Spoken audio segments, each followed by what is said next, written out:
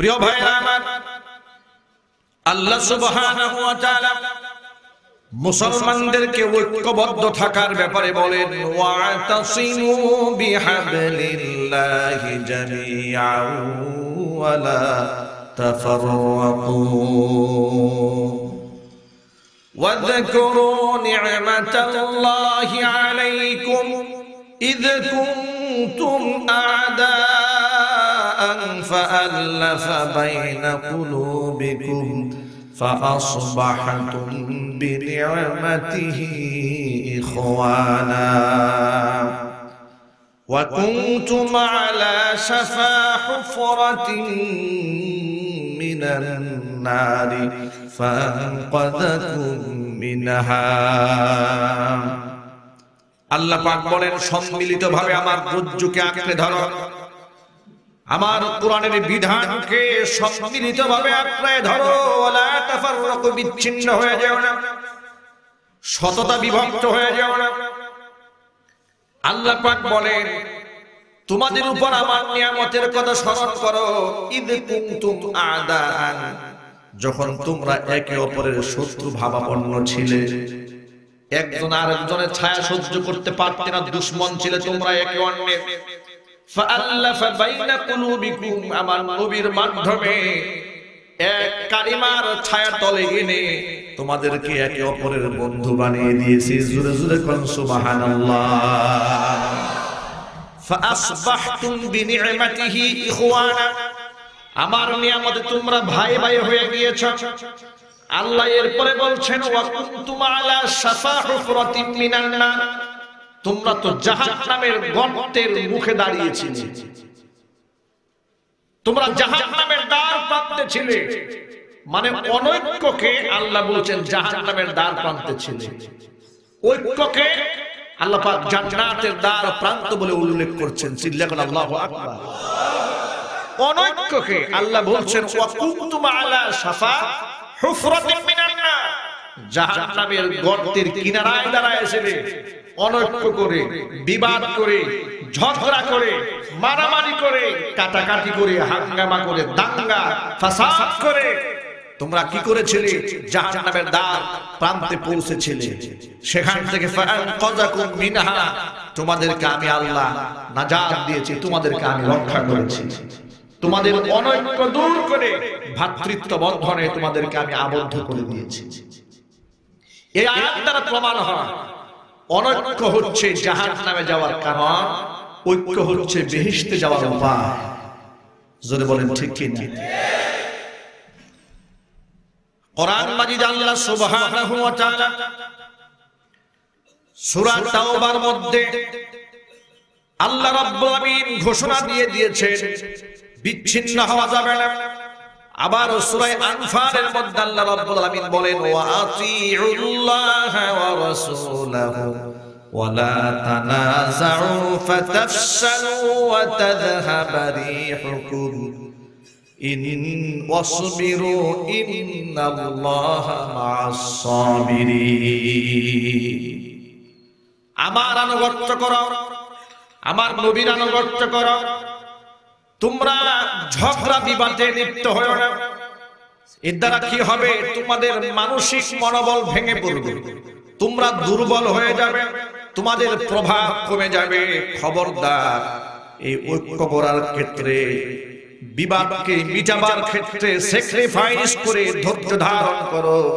ইন্নাল্লাহা মা'আস সাবিরিন, ধৈর্যশীলদের সাথে আমি আল্লাহ আছি।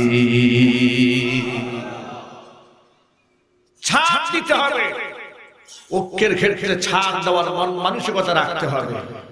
আমাদের মধ্যে মেজাজ হচ্ছে আমি যেটা বুঝলাম, আমার বুঝটা চূড়ান্ত বুঝ, আর অন্য যেটা বুঝেছে সেটা বুঝ না। এই মানসিকতা বাদ দিতে হবে, যদি বলতে হবে ঠিক কিনা। আপনি দেখেন, চরম উৎকণ্ঠার সময় আপনাদেরকে ছোট্ট একটা মেসেজ দেই। বাতিলরা যখন আলেমদেরকে ব্ল্যাক লিস্টে ফেলে, তখন কোনটা আলিয়ার আলেম, কোনটা কওমির আলেম, কোনটা ওয়াহাবি আলেম, কোনটা সুন্নি আলেম, আর কোনটা আহলে হাদিস আলেম, এভাবে কি বাতিলরা ভাগ করে? আপনারা আমার কথা বুঝেন না? বাতিলরা যখন আলেমদেরকে ব্ল্যাক লিস্টে ফেলে, তখন কি তারা বিভাজন করে? না বিভাজন করে না। ওরা 19 জনের তালিকা করেছে, এর মধ্যে সব শ্রেণীর আলেমদেরকে শামিল করেছে। আলিয়া পন্থী বলেন, কওমি পন্থী বলেন, আহলে হাদিস পন্থী বলেন, ঠান্ডা বক্তা, গরম বক্তা সব শামিল করে দিয়েছে। এর মানে ওদের কাছে দাড়ি টুপি সব এক, আর আমরা এই দিক থেকে খুশাখুশিতে লিপ্ত আছি এখনো পর্যন্ত। এই জন্য ওরা মাহফিলে বাধা দিতে সাহস পায়। চিল্লায় বলো ঠিক ঠিক। ভেদাভেদ ভুলে যেতে হবে। ঐক্য গড়ার ক্ষেত্রে যে কৌশলগুলো অবলম্বন করতে হবে, মনের মধ্যে ওয়াসাত রাখতে হবে, মনের মধ্যে জায়গা দিয়ে ফেলতে হবে, মানুষকে তুচ্ছ-তাচ্ছিল্য করা ছেড়ে দিতে হবে। কোরআন মাজিদ আল্লাহ সুবহানাহু ওয়া তাআলা বলে দিয়েছেন, ইয়া আইয়ুহাল্লাযীনা আমানু লা ইয়াসখার কওমুম মিন কওমিন আসা আইয়াকুনু খায়রাম মিনহুম ওয়ালা নিসাউম মিন নিসাইন আসা আইয়াকুননা খায়রাম মিনহুম ওয়ালা তালমিজু আনফুসাকুম ওয়ালা তানাবাজু বিল আলকাব বিইসাল ইসমুল ফুসুক বা'দাল ঈমান ওয়া মান লাম ইয়াতুব ফাউলাইকা হুমুজ জালিমুন। হে ঈমানদারগণ, তোমরা একে অপরকে তুচ্ছ-তাচ্ছিল্য করো না।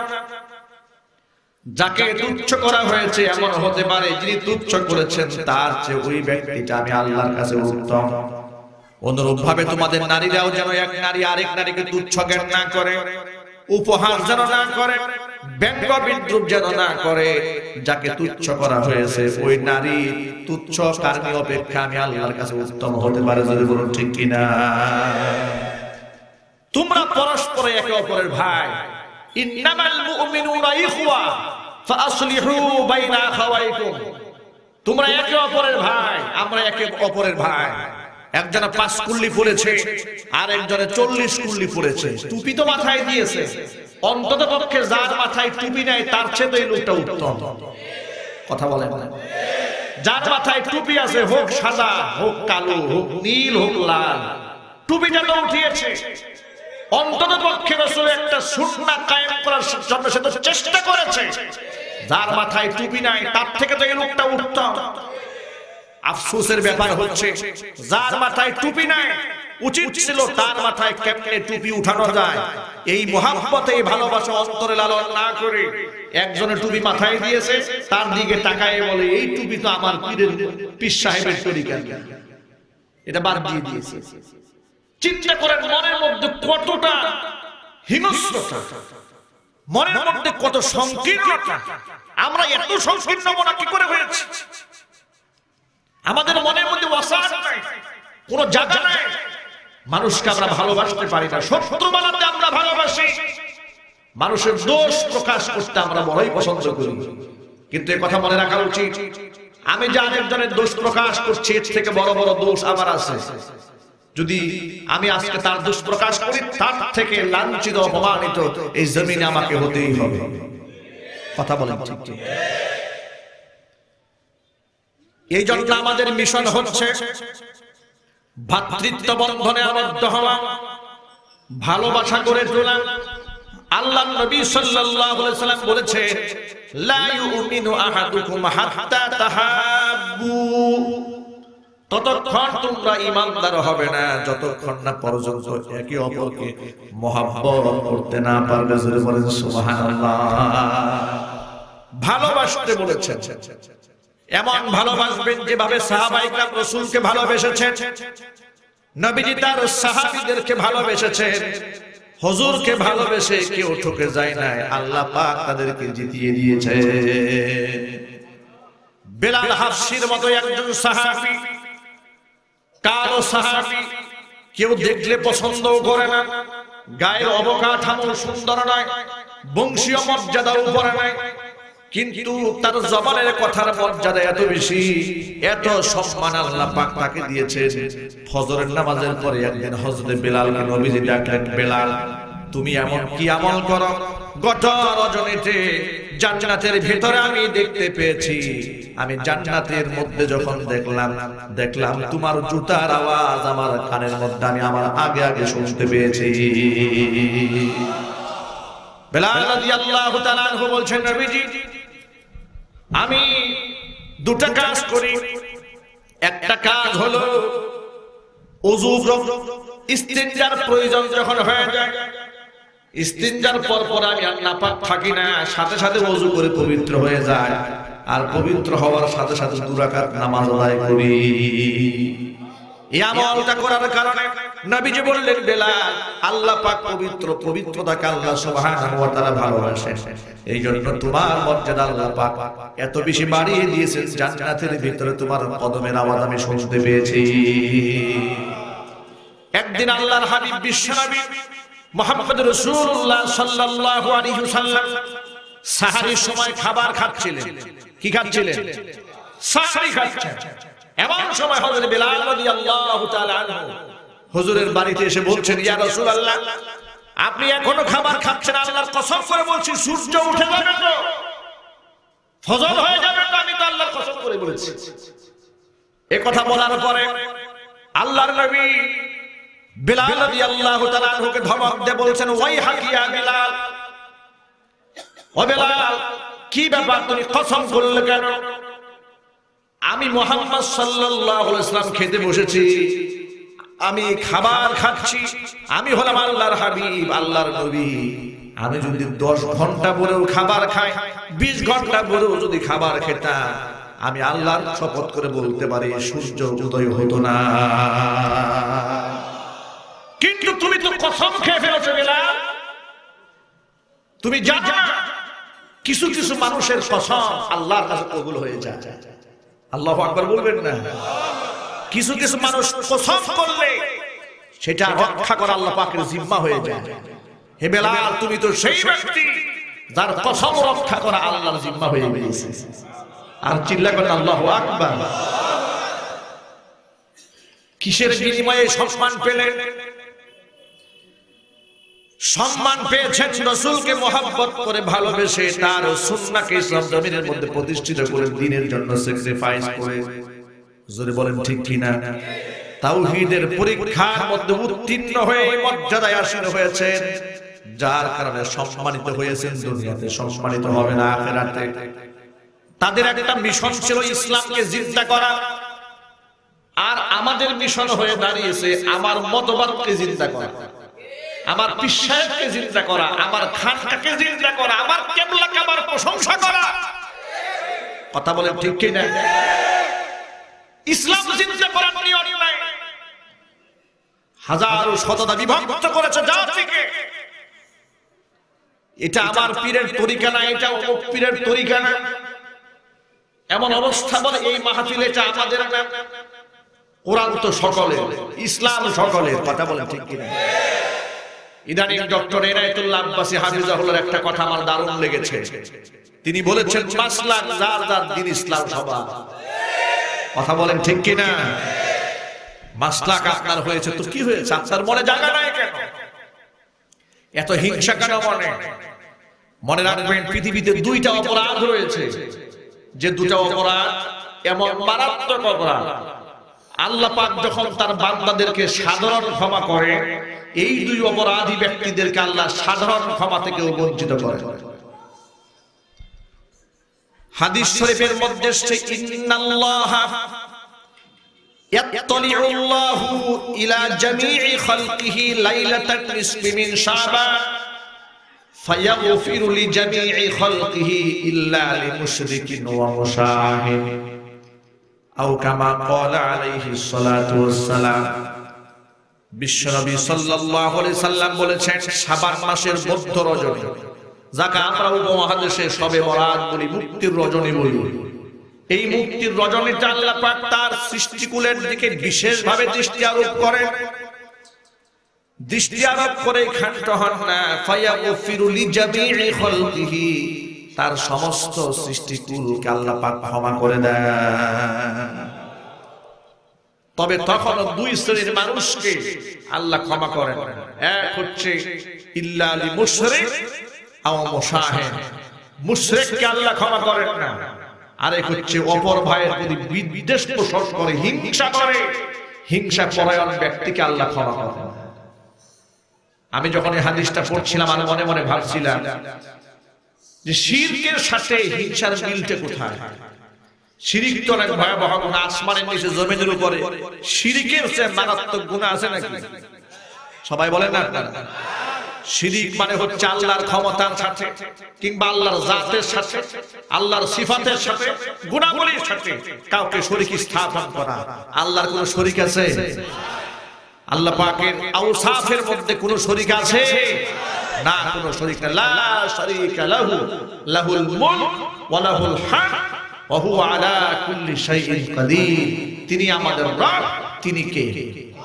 তিনি কে? তিনি আমাদের আল্লাহ। শিরিক করলে যেহেতু মারাত্মক ভয়াবহ গুনাহ, এই মুশরিককে আল্লাহ সাধারণ ক্ষমার মধ্যে থেকে বঞ্চিত করে দেন, হিংসুককেও বঞ্চিত করেন। কারণটা কি?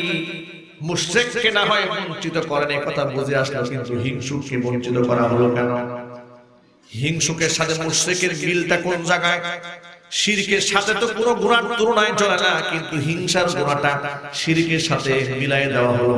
দুয়ের মধ্যে সামঞ্জস্য কোথায়?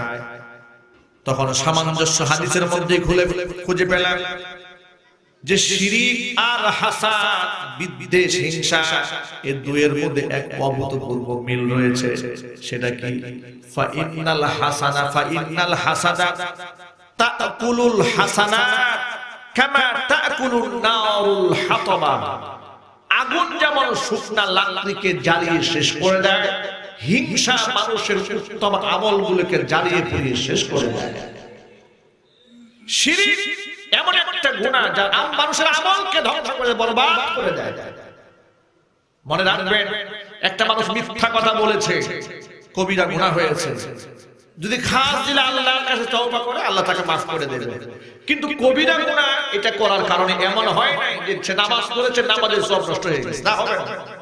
হজ করেছে, হজের সব ঠিক থাকবে। যাকাত দিয়েছে, এর সবও ঠিক থাকবে। কিন্তু শিরক এমন এক ভয়াবহ ব্যাধি না, এটা করলে শিরকে মানুষের ঈমানকে নষ্ট করে, তার আমলকে জ্বালিয়ে পুড়িয়ে শেষ করে দেয়।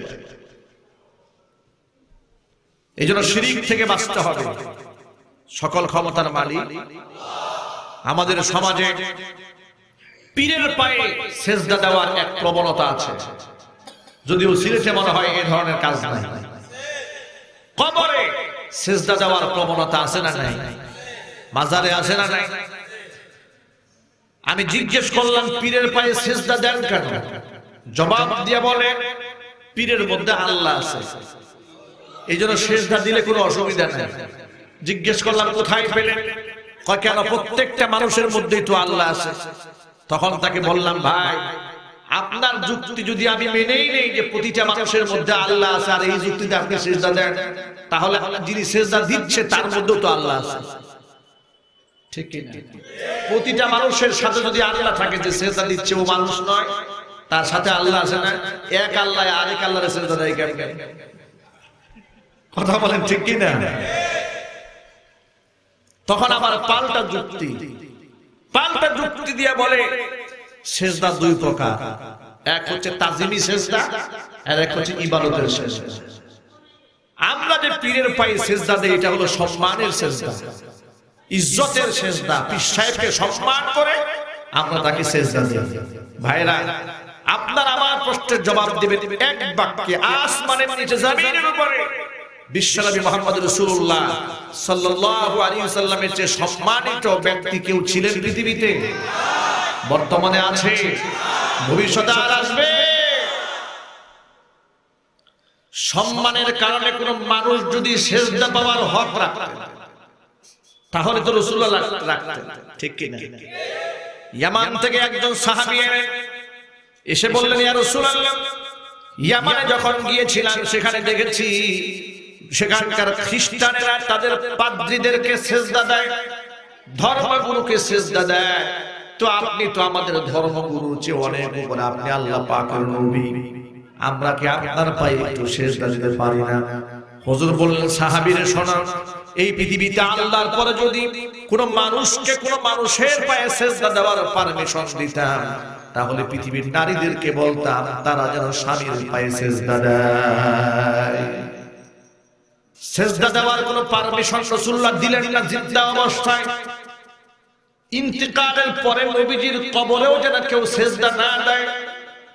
আল্লাহর নবী আল্লাহর কাছে দোয়া করে বলছেন, আল্লাহুম্মা লা তাজআল কবরি ওয়াসানান ইউবাদু ইশতাদ্দা গাদাবুল্লাহি আলাল ইয়াহুদি ওয়ান নাসারা ইত্তাখাযু কুবুর আমবিয়াইহিম মাসাজিদা।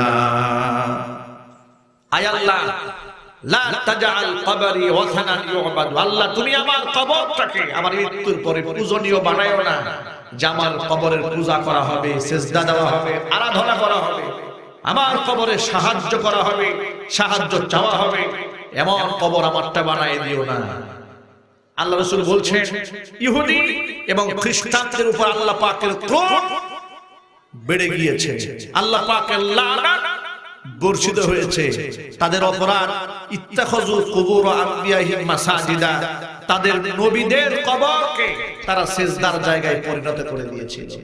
ভাইরা, যেখানে আল্লাহ রাসূল জিন্দা অবস্থায় সিজদা গ্রহণ করলেন না, ইন্তেকালের আগে কবরের মধ্যে যেন সিজদা না দেওয়া হয়, আল্লাহর কাছে দোয়া করলেন।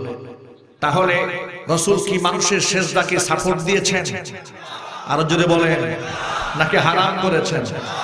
আজকে ওরা কারা যারা ইসলামের নাম তুলে, ইশকে রাসূলের নাম তুলে, আল্লাহর ওলির ভক্ত বলে পীরের কদমে সিজদা দেয় কিংবা মাজারে সিজদা দেয়, এরা মুশরিক, এতে কোনো সন্দেহ নেই। এইজন্য শিরক মানুষের আমলকে জ্বালিয়ে দেয়। খবরদার, কত রাকাত নফল নামাজ পড়েছেন এটার হিসাব হবে না, কিন্তু শিরক করলে আমল বরবাদ হয়ে যায়। এইজন্য আমরা শিরক থেকে বাঁচবো। আমরা বলি ইনশাআল্লাহ। আমরা কি কবরে সিজদা দেব? মাজারে সিজদা দেব? পীরের পায়ে সিজদা দেব? সিজদা দেব কার সামনে? কার সামনে? আল্লাহ যেন কবুল করেন। দুই নাম্বার, মুশাহিদ, অপর ভাইয়ের প্রতি বিদ্বেষ পোষণকারী ব্যক্তি, তাকে আল্লাহ সুবহানাহু ওয়া তাআলা শবে বরাতে maaf করবেন। কারণ হচ্ছে ইন্নাল হাসানাত তাকুলুল হাসানাত, হিংসা মানুষের উত্তম উত্তম আমলগুলোকে শেষ করে ফেলে, খেয়ে ধ্বংস করে দেয়। কামা তাকুলুন নারুল হাতাব, যেমন নাকি আগুন শুকনা লাকড়িকে শেষ করে দেয়। এইজন্য মনের মধ্যে হিংসা রাখা যাবে না। অপর ভাইয়ের কল্যাণকামী হতে হবে।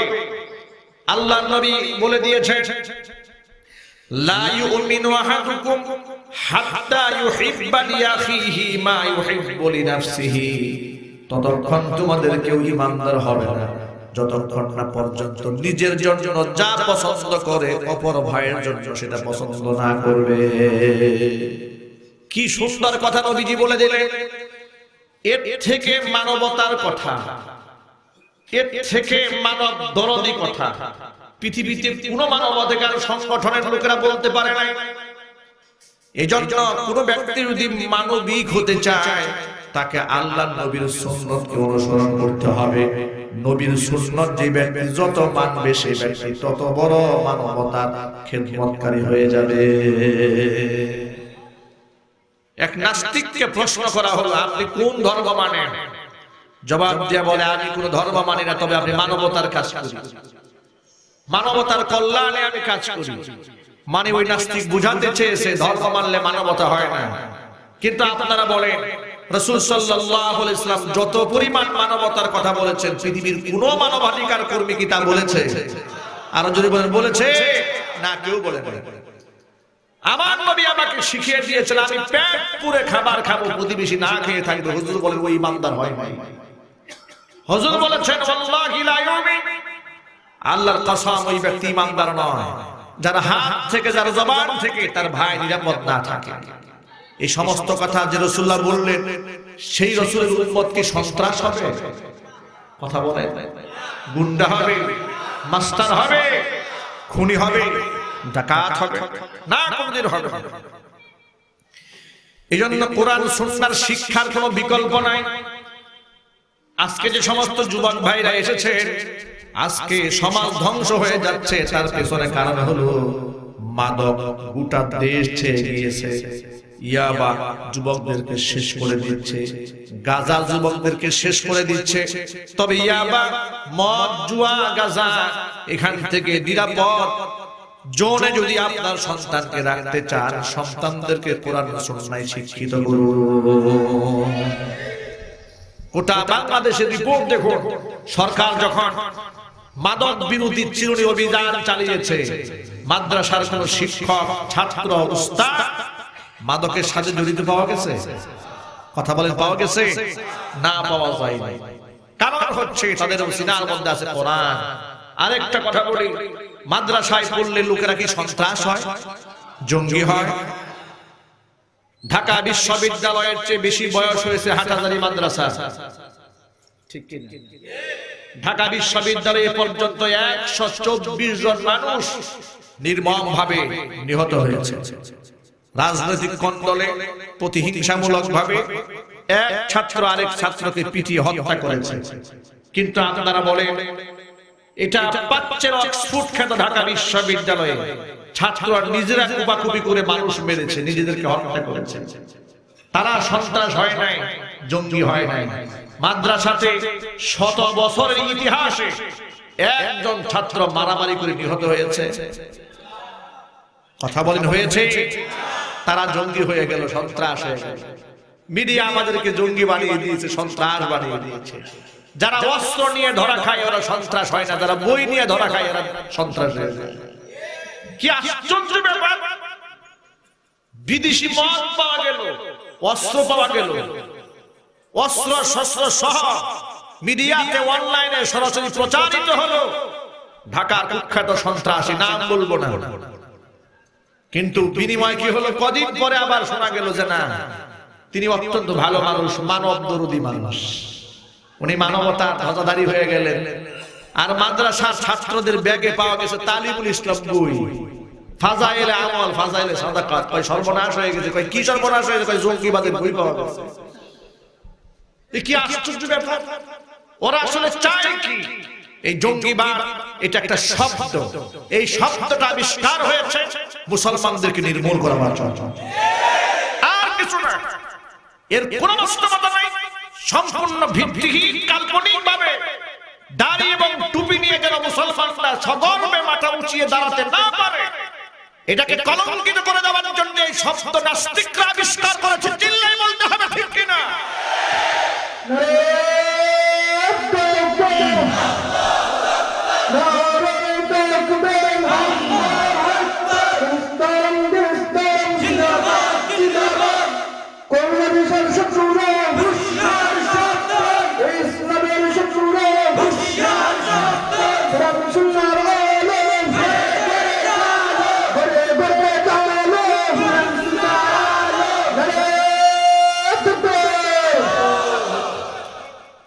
ওরা বিজ্ঞাপন বানিয়েছে, একটা ছেলে গান বাজনা করতো, হারমোনিয়াম বাজাতো, হঠাৎ করে হারমোনিয়াম ভেঙে ফেলে দিয়েছে। নামাজে ঘন ঘন যাতায়াত করছে, মাথায় টুপি দিয়েছে, মুখে দাড়ি ছেড়ে দিয়েছে। বিজ্ঞাপনে দেখানো হলো এই সমস্ত আলামত যদি ছেলের মধ্যে দেখেন, বুঝে নেবেন এটা হলো জঙ্গি হওয়ার প্রথম ধাপ।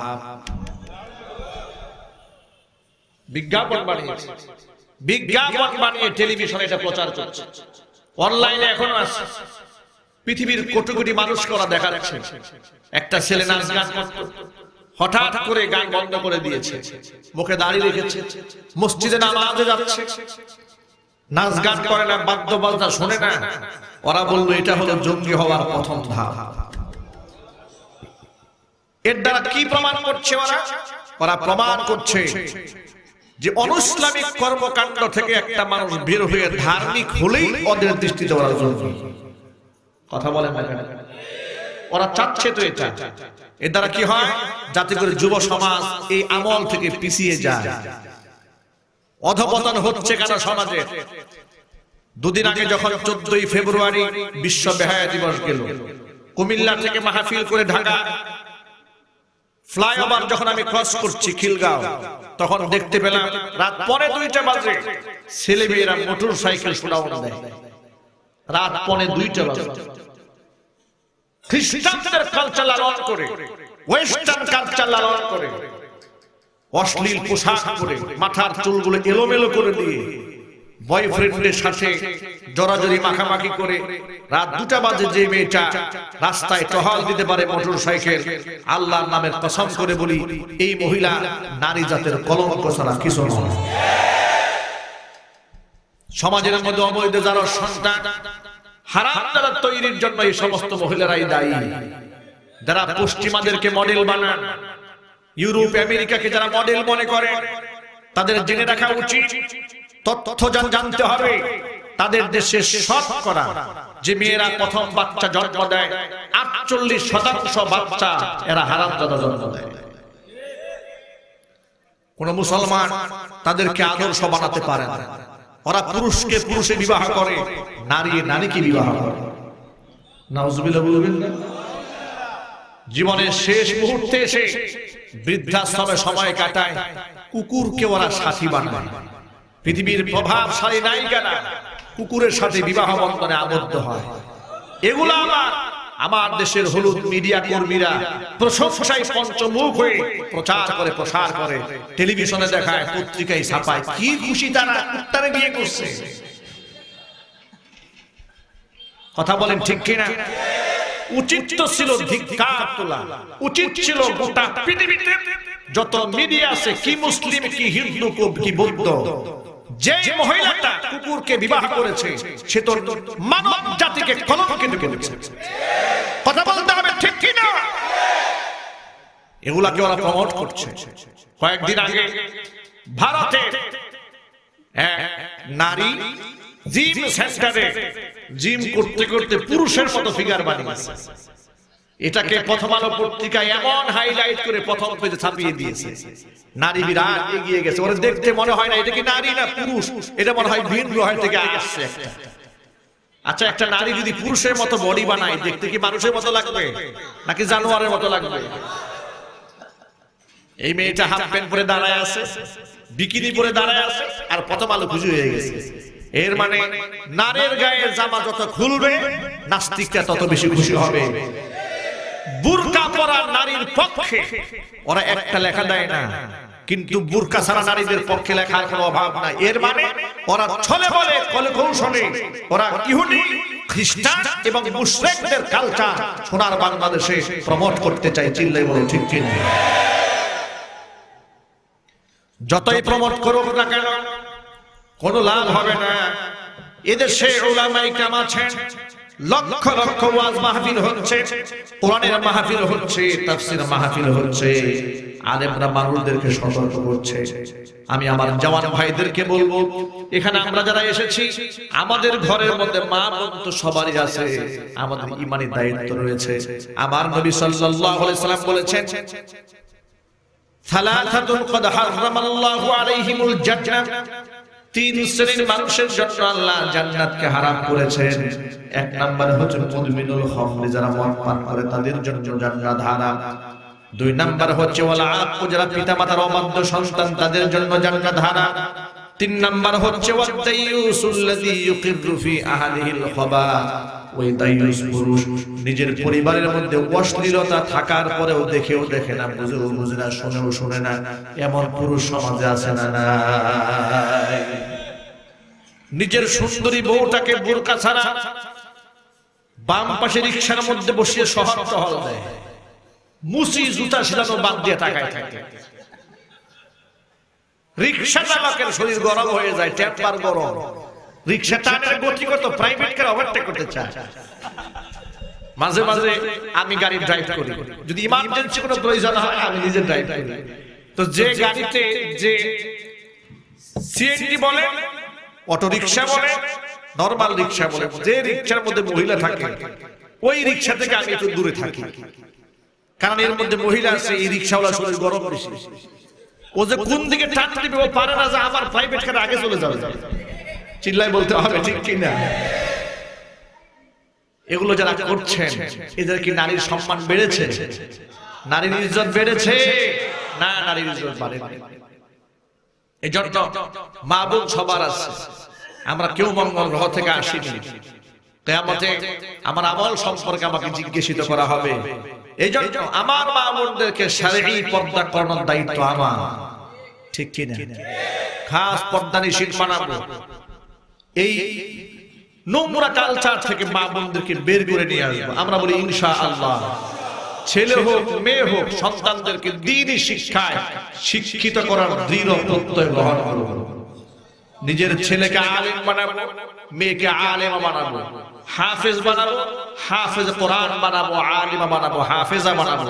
এই স্বপ্ন অন্তরে লালন করব। স্বপ্ন দেখুন, বাস্তবায়নের পথে এগিয়ে আসুন এবং অন্তরের সংকীর্ণতা দূর করে সমাজের মধ্যে ভ্রাতৃত্ব প্রতিষ্ঠিত করুন। কওমি আলিয়া সুন্নি ওয়াহাবি দ্বন্দ্ব এটা এখনই মিটাবার সময় এসেছে। বাতিলরা একত্রিত হয়েছে, আমাদেরকেও তাওহীদের পক্ষে ইসলামের জন্য এক হতে হবে। ছোটখাটো মতভেদ ভুলে যেতে হবে। মাসআলাগত ইখতিলাফ থাকলে নিজেরা বসে এটা মীমাংসা করতে হবে। অপর ভিন্ন মতাদর্শী ব্যক্তিদের প্রতি শ্রদ্ধাশীল হতে হবে। কাউকে জাহান্নামে পাঠিয়ে দেওয়া যাবে না, নিজের জাহান্নামে চিন্তা আগে করতে হবে। এই কথাগুলো মাইকে বললাম এই জন্য, মাইকের আওয়াজগুলো অনলাইনে ছড়িয়ে যায়, কোটি কোটি মানুষ এই কথাগুলো শোনে। দেখবেন কিছু লোক আছে এখানে বসেই একে জাহান্নামে, ওকে জাহান্নামের চৌরাস্তা, ওকে জাহান্নামের লাকড়ি, ওকে জাহান্নামের কাঠ বানাই দিচ্ছে। যেই লোকটা এতগুলো মানুষের দুজকে পাঠাইলো, তার জান্নাত জাহান্নামের খবর কি? কথা বলেন ঠিক কি? তার কাছে কি ওহী আসছে? হাদিস শরীফের মধ্যে এসেছে, শোনেন। আল্লাহর নবী সাল্লাল্লাহু আলাইহি ওয়াসাল্লাম বলেছেন, এমন অনেক ব্যক্তি আছে সারাটা জীবন ভর অপকর্ম করেছে, কিন্তু তার তাকদীরে জান্নাতে লেখা, মৃত্যুবরণ করার আগে ওই ব্যক্তি জান্নাতি আমল করা শুরু করে দেবে, আর ওই জান্নাতি আমলের বিনিময়ে ব্যক্তি জান্নাতি হয়ে যাবে। আবার এমন কিছু ব্যক্তি আছে যার কপালে জাহান্নাম লেখা, সারা জীবন ভর ভালো আমল করেছে, মরার আগে দিয়ে হঠাৎ করে মেজাজ খারাপ হয়ে গেছে, মনে করেন শরীরের মধ্যে রোগ হয়েছে, আর আল্লাহর গালি দেওয়া শুরু করছে যে সারা জীবন দিলাম তোমারে সেজদা, তুমি দিলা আমার ক্যান্সার। এরপর দিল আল্লাহকে সে একদম সেই রকম বকা, গালি দিয়ে দিল, ঈমানটা হারিয়ে ফেলল। এই অবস্থায় পড়ল, জাহান্নামী হয়ে গেল। এজন্য ঈমান নিয়ে বেঁচে থাকা কিংবা ঈমানের সাথে জন্ম নেওয়ার মধ্যে ক্রেডিট নাই, ঈমান নিয়ে মরার মধ্যে হচ্ছে ক্রেডিট। কথা বলতে হবে, ঠিক কিনা? হাদিস শরীফের মধ্যে এসেছে, ইন্নামাল আমালু বিল খাওয়াতিম, শেষ ভালো যার সব ভালো তার। এইজন্য আমরা যারা এখানে এসেছি, আমাদের সবার আমলে কম বেশি গুনাহ আছে না নাই? আরো জোরে বলেন, আছে না নাই? আজকে থেকে আমরা পবিত্র হয়ে যাব ইনশাআল্লাহ। দেখুন মৃত্যু আমাদের কতটা কাছে, কতটা নিকটতম, অথচ আমরা মৃত্যুকে সব সময় দূরে ঠেলে রাখি। আজকে আপনারা শুনেছেন, এই যে মাইকের যিনি অপারেটর, মাইকে বিদ্যুতের শক খেয়ে তিনি ইন্তেকাল করেছেন। আল্লাহ পাক গাছ থেকে পড়ে তিনি মারা গিয়েছেন। আল্লাহ সুবহানাহু ওয়া তাআলা তাকে মাফ করে দেন। পৃথিবী এই সমস্ত দৃশ্যগুলো আমাদের চোখের সামনে আমরা প্রতিনিয়ত দেখছি। বরিশালে বরের বাড়িতে ওলিমার অনুষ্ঠান, বরের বাড়িতে বিবাহের ওলিমা, কনের বাড়ি থেকে অসংখ্য লোকরা এসে এরকম প্যান্ডেল সাজানো হয়েছে। তারা খানা খেতে বসেছে, খানা খেতে বসে শুনতে পেলেন যে বরের ওলিমাতে খানা খেতে বসলাম, সেই বর ইন্তেকাল করেছে। গায়ে হলুদ, গায়ে হাতের রং, এগুলো নারীর শুকায় না এখনো। মেহেদির রংটা মাত্র দেওয়া হয়েছে, এই অবস্থায় স্বামী ইন্তেকাল করেছে। পৃথিবী কতটা নির্মম আর নিষ্ঠুর, আর এই নিষ্ঠুর পৃথিবীটার জন্য আমরা কত দৌড়াচ্ছি। আলহাকুমুত তাকাসুর হাত্তা যুরতুমুল মাকাবির, প্রাচুর্যের অহংকারে আমাদের প্রতিযোগিতায় আমরা পরকালকে ভুলে গিয়েছি, আমার আখিরাতটা গুছাতে ভুলে গিয়েছি। মানুষ কিয়ামতে আল্লাহকে বলবে, লাউলা আখরতানি ইলা আজালিন করিব ফাআসাদদাক ওয়া আকুম মিনাস সালিহিন। আল্লাহ কিছু সময় আমারে কেন তুমি দিলা না? এত সম্পদ পাহাড় প্রাচুর্য রেখে আসলাম, একটুখানি সময় যদি আমাকে দিতা, সব তোমার রাস্তায় দান করে দিতাম। তুমি সেই সময়টা আমাকে দিলা না। সময় কার কখন আসবে আমরা কেউ জানি না। সুতরাং আসুন আমরা তওবা করি, একে অপরকে ক্ষমা করতে শিখি, ভালোবাসতে শিখি। আল্লাহ সুবহানাহু ওয়া তাআলা সেই তৌফিক আমাদের সকলকে দান করুন। জোরে কোন আমিন। সম্মিলিতভাবে দ্বীনের রজ্জুকে আমরা আঁকড়ে ধরে রাখতে পারবো ইনশাআল্লাহ। যদি বলুন না পারবো ইনশাআল্লাহ। আমরা কাউকে শত্রু মনে করব না, একে অপরকে ভাই মনে করব। নবী করিম সাল্লাল্লাহু আলাইহি ওয়াসাল্লাম বলেছেন মুসলিমুনা কা জাসাদিন ওয়াহিদ, পৃথিবীর সব মুসলমানরা একটা দেহের মতো, একটা বডির মতো। আমার কোনো ভাই যদি কোথাও আক্রান্ত হয়, আমার কলিজার মধ্যে আঘাত লাগতে হয়, ঠিক কি না? আল্লাহ সুবহানাহু ওয়া তাআলা আমাদেরকে ঐক্যবদ্ধভাবে কাজ করার তৌফিক দান করুন। সকলে জোরে বলুন আল্লাহুম্মা আমিন।